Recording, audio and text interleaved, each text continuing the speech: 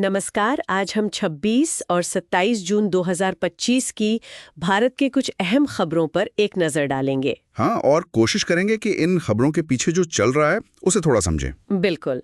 तो कई सारी चीजें हैं आज। अंतर्राष्ट्रीय है, मौसम है, स्वास्थ्य, अर्थव्यवस्था। हाँ, संस्कृति भी। मतलब एक पूरा मिलाजुला कैनवास है आज का। तो चलिए शुरू करते हैं। सबसे पहले एससीओ शंघाई सहयोग संगठन की रक्षा बैठक। खबर है कि भारत ने संयुक्त बयान पर साइन नहीं किया। हाँ, ये एक बड़ी डेवलपमेंट है। वजह क्या बताई जा रही है? कुछ आतंकवाद के जिक्र को लेकर? हाँ, मतलब मुख्य वजह यही है कि भारत चाहता था आतंकवाद का, खासकर जो कश्मीर में हमला हुआ था अप्रैल में। अच्छा, जिसमें पाकिस्तान का हाथ होने का शक था। हाँ, उसका जिक्र हो, लेकिन वो शामिल नहीं किया गया बयान में। और ये बैठक इसलिए भी खास थी क्योंकि मई में तनाव के बाद भारत पाकिस्तान के रक्षा मंत्री एक साथ थे। तो भारत का ये स्टैंड लेना, मतलब एससीओ जैसे मंच पर, ये क्या दिखाता है? देखिए, ये दिखाता है कि भारत अब अपनी राष्ट्रीय सुरक्षा चिंताओं को लेकर, खासकर आतंकवाद के मुद्दे पर, बहुत मुखर है। वो अब किसी भी अंतर्राष्ट्रीय दबाव में समझौता करने को तैयार नहीं दिखता। समझ गई। अच्छा, अब जरा जमीन की तरफ आते हैं। मौसम।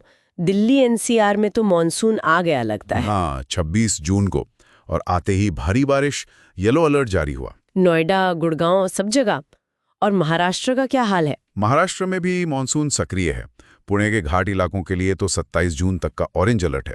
भारी बारिश, गरज चमक, तेज हवाएं, सब कुछ। ऑरेंज अलर्ट मतलब स्थिति थोड़ी गंभीर हो सकती है। हाँ, ऑरेंज अलर्ट का मतलब ही है कि तैयार रहने की जरूरत है, प्रशासन को भी, लोगों को भी। ये सिर्फ मौसम की खबर नहीं, ये बदलते पैटर्न का भी संकेत है। कम समय में ज्यादा बारिश। और इस मौसम का असर सीधे सेहत पर भी दिख रहा है, खासकर असम में। हाँ, असम में बाढ़ के बाद की स्थिति चिंताजनक है। स्वास्थ्य चुनौतियां बढ़ गई हैं। हेपेटाइटिस यानी जेई के मामले। हाँ, जेई के 91 मामले आ चुके हैं इस साल। 4 मौतें भी हुई हैं, और डेंगू भी फैला है, 138 मामले। मोरीगांव, जोराहट जैसे जिले ज्यादा प्रभावित हैं। ये तो वाकई चिंता की बात है। मतलब बाढ़ और फिर ये बीमारियां। बिल्कुल, ये सीधा लिंक है। जलवायु घटनाएं जैसे बाढ़ और फिर सार्वजनिक स्वास्थ्य संकट, मच्छर और पानी से होने वाली बीमारियां बढ़ जाती हैं। ठीक है, अब थोड़ा अर्थव्यवस्था की तरफ चलते हैं। 2 बड़ी खबरें हैं। पहली तो चावल को लेकर। हाँ, चावल का उत्पादन इस बार रिकॉर्ड तोड़ हुआ है। कितना? 146 मिलियन टन। हाँ, 146.1 मिलियन टन, जो हमारी घरेलू जरूरत से काफी ज्यादा है। तो इस अतिरिक्त चावल का क्या हो रहा है? सरकार ने फैसला किया है कि इसमें से करीब 5.2 मिलियन टन चावल इथेनॉल बनाने के लिए इस्तेमाल होगा। इथेनॉल? अच्छा, यानी पेट्रोल में मिलाने वाला। हाँ, वही। इससे 2 फायदे हैं। एक तो अनाज का भंडारण आसान होगा, किसानों को भी मदद मिलेगी। दूसरा, देश के ऊर्जा लक्ष्यों को पूरा करने में मदद मिलेगी। ये एक दिलचस्प कदम है। और दूसरी आर्थिक खबर आरबीआई से है। हाँ, आरबीआई ने वीआरआर नीलामी की घोषणा की है। Variable rate reverse repo. 1 lakh crore रुपए की। ये क्यों? सीधे शब्दों में कहें तो बाजार में, मतलब बैंकिंग सिस्टम में, पैसा थोड़ा ज्यादा हो गया था। लिक्विडिटी बढ़ गई थी। कितनी? 23 जून तक करीब 2.44 लाख करोड़ रुपए का सरप्लस था। तो आरबीआई इस नीलामी के जरिए उस एक्स्ट्रा पैसे को वापस खींच रहा है, ताकि महंगाई ना बढ़े और बाजार स्थिर रहे। बिल्कुल। ये उनका एक टूल है लिक्विडिटी मैनेजमेंट का। ठीक है, अब आते हैं संस्कृति और जांच पड़ताल पर। पुरी में रथ यात्रा शुरू हो गई है 27 जून से। हाँ, विश्व प्रसिद्ध रथ यात्रा, लाखों श्रद्धालु पहुंचते हैं।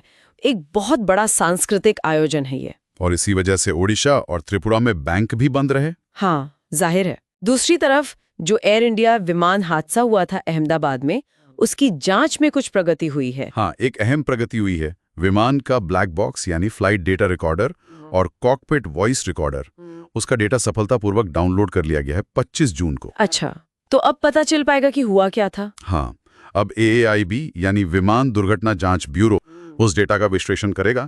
ये जांच के लिए बहुत जरूरी होता है। इससे कारणों का पता लगाने में मदद मिलेगी। चलिए, ये अच्छी बात है कि जांच आगे बढ़ रही है।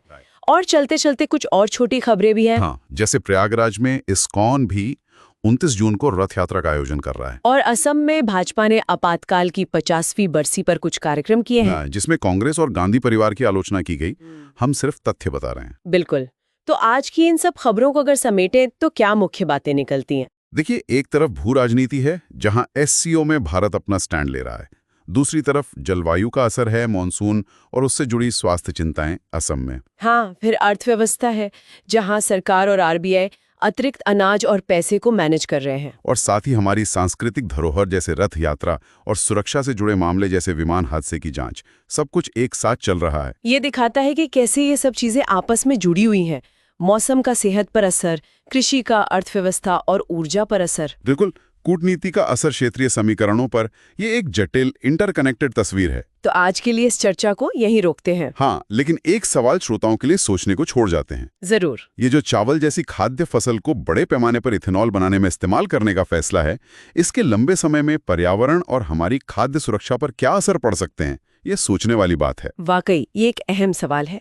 इस विश्लेषण में हमारे साथ जुड़ने के लिए धन्यवाद। धन्यवाद। अगली बार फिर मिलेंगे कुछ और नई जानकारियों के साथ।